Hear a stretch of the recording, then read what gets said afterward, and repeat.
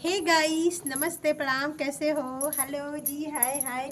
तो गाइस, मैं आज तैयार होके अपने शादी वाला लहंगे पहनी हूँ, देख सकते हैं। तो आप लोग के लिए बहुत अच्छा अच्छा मैंने वीडियो बनाया और चूड़ी पहनना भूल गई।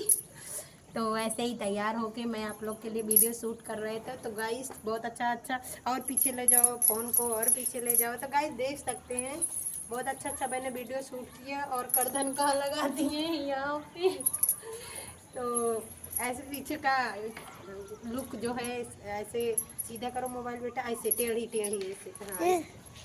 तो एक बच्ची है, उसी को मैं फ़ोन पकड़ा के अपना वीडियो शूट कर रही हूँ। गाइस देख सकते हैं मेरा स्टैंड जो है ख़राब गया था, इसीलिए।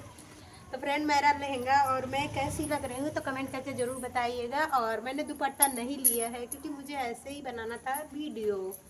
तो कैसे लगा आज का ब्लॉग, कमेंट में ज़रूर बताइएगा। ठीक है, bye bye bye bye, love you love you love you.